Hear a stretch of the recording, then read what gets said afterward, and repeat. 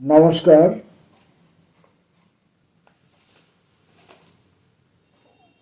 প্রিয় কবি, প্রিয় কবিতা, এই পর্বে আলাদা করে কবিতা পড়া হয়নি বেশ কিছুদিন। আজকে এই পর্বে একজন কবির কবিতা পড়ব। আজকের এই পর্বে কবির নাম সুধীর দত্ত। সুধীর দত্তের কবিতা পড়ব। প্রথম কবিতা দেবী পুরাণ। বাবা নেই, ব্যাসের মতোই দাঁড়িয়ে আছেন প্রাচীন বট। সাবেককালের মাটির ঘর, ডালিম কদবেলের পাশে হাট দরজা, পেছনের তাল গাছটি এখনো বেশ ফলন্ত। কাকার কাছেই শোনা এসব গল্প কথা। কোনো এক নিশি ভ্রমণ শেষে যখন দ্রুত ফিরে আসছিলেন দেবী, পাকুর গাছের পাশে কোথাও হারিয়ে যায় তার পায়ের মল ও নোলক। আর সে কারণে বিমর্ষ, কিছুটা বা বিশ্বস্ত বাস মন্দিরের পথে আচমকা দেখা হয়ে যায় আমারই নিশি পাওয়া বাবার সাথে। জনশ্রুতি সেই ব্রাহ্ম মুহূর্তেই নিষিক্ত হয়েছিলেন আমার মা। গল্প হলেও এসব কথা আমাকে তাড়িয়ে বেড়ায় সর্বক্ষণ। আর ঘুমের মধ্যে আমি ছুটে যাই সেই পাকুর গাছের কাছে, ঘন শ্বেত আকন্দ ঝোপের ভিতর, যদি বা দেবীকে ফিরিয়ে দেয়া যায় তার পায়ের মল ও নোলক।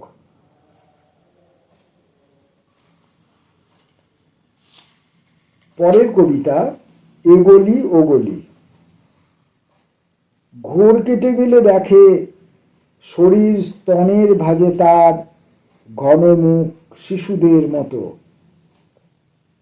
মধ্যরাতে প্রলাপ জড়ানো কিছু পার্বণের স্মৃতি রক্তের দাগের মতো গোল গোল জেগে আছে যুবতীর ঠোঁটে। নিশি ডাক। পান ও আহারময় এ জীবন, এই মাংস গাথা, হে উজ্জ্বল গোল চাকতি, পাইন গাছের ফাঁকে তোমার মোহন রূপ, রূপসাগর, নদী ও ঝর্ণার, বন বনভূমি, রাত্রি চরাচর আমি দেখি। তোমার বর্তুল মুখ ও মুখমণ্ডল। ভুলে যাই ক্ষুধার্ত নেকড়ের পাল, ধূর্ত ও চতুর। ওই দেখো আশ্চর্য ফলক জুড়ে তোমার আকাশপথ নৈশ ভ্রমণ। হে বর্তুল বিভাময়, তুমি কোন অলৌকিক এই সেতুসূত্র যুক্ত আছো আমাদের হর্ষ ও বিষাদে।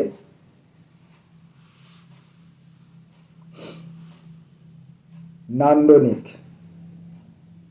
গুরু নিতম্ব ওই যে রমণীটি, ঝর্ণা বরাবর হাঁটছে, আমার অবসর, আমার প্রিয় সখী।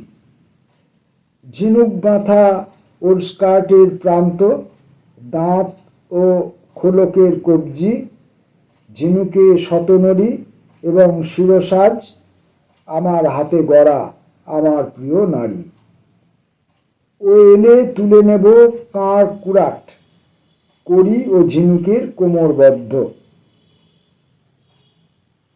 ও এলে তুলে নেব পালক সাজ। আমরা ভালোবাসি পাইন বন এবং আমাদের কুসুম মাস। মই থেকে নামো। কি হয় মুহূর্তগুলোকে যদি অক্ষরের আলোর ভিতর ভিজিয়ে নেওয়া যায়। প্রদীপদা যেমন দূরভাষে বললেন, এবার নেমে এসো মই থেকে। তুমি তো গিয়েছো দূর ভালুকের দেশে, ওখানে ওই যে খরতোয়া বিদেশিনী দুটি মেয়ে নুড়ি কুড়োচ্ছিল, ভাবো তো তাদের কথা। গান্ধীজির কথা বলতে বলতে কিরকম নোয়াচ্ছিল মাথা, আর ধর্ষণ বিষয়ক তীব্র বিবমিষা। শব্দরা দ্রাবিত হলো, বায়ুযানে উড়ে গেল আকাশ মথিয়া। তুমি কবি, ধরো যারা যায় আঁশ শুদ্ধ উড়ে। অপ্রাতিষ্ঠানিক। তোমাকে কি ধরা যায়? আদতে প্রশ্বাস, শ্বাসাঘাতে জেগে আছো, জাগিয়ে রেখেছ। যতদূর মেধা ও মনীষা যায়, তারও দূরে যে অতি চেতনা আর মানবিক গুড়ইসোনাগুলি আমাদের ঘিরে রাখে শ্যাওলা রং আলো আধারে। তুমি উঁকি দিচ্ছ দিব্যতায় দাহে। তুমি কি বুদ্ধিজীবী? অপ্রাতিষ্ঠানিক অপ্রাতিষ্ঠানিক হতে চেয়ে লিখেছ গোড়া ঘরে বাইরে, লেখনি ভিতরটাকে খুঁড়ে শান্তিনিকেতন। আজও সেই খোঁড়াখুঁড়ি কে কতটা মাখতে পারে?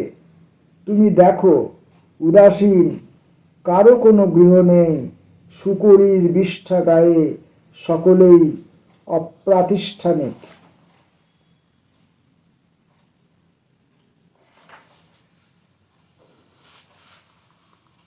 ভূমি পূজা। সম্মুখে জনিপীঠ, শস্যের দেবতা হাঁটু ভেঙে বসেছেন। আমরা বেগবান পুরুষের ধারণ করি রোষ গর্ভে। আহা কি বিস্ময়ে দুই চোখ, উৎস দেখে তার জন্মের। ক্রমশ ঘন হয় কুয়াশা, জল ও আগুনের গল্প। স্তবের মতো এত নির্জন রাত্রি গ্রাস করে আমাদের।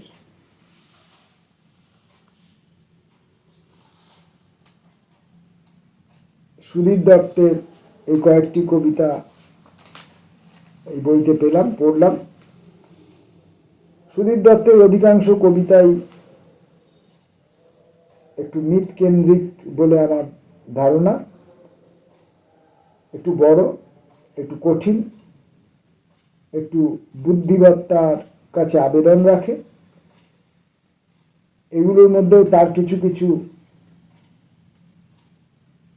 ছোঁয়া রয়েছে এই কবিতাগুলোর মধ্যে। তবুও এই কবিতাগুলি তুলনামূলক অনেকটা পাঠের পক্ষে অনেকটা সহজ। তা হওয়া সত্ত্বেও আমার পাঠে হয়তো কোথাও কোথাও ত্রুটি হয়েছে, কারণ আমি যখন পাঠ করছি, আমি যখন পড়ছি, তখন আমি কি পড়ে গেলাম সেটা দ্বিতীয়বার আমি আর শুনতে পাই না। এবার যখন আমি ভিডিওটাকে আবার নতুন করে আপলোড করব, তখন আমি শুনতে পাবো, জানতে পারবো যে আমি কোথায় কোথায় ত্রুটি করেছি। তো সব ভিডিওর ক্ষেত্রেই আমি আমার ত্রুটির জন্য যেমন ক্ষমা চেয়ে রাখি, এই ক্ষেত্রেও আমি ক্ষমা চেয়ে রাখছি। জানি না কবি সুধীর দত্তর কাছে কখনো তার মোবাইলে, তার ইউটিউবে এই ভিডিওটি কখনো তার হাতে পৌঁছাবে কিনা। যদি পৌঁছায়, তিনি নিশ্চয়ই আমাকে ক্ষমা করবেন। নমস্কার।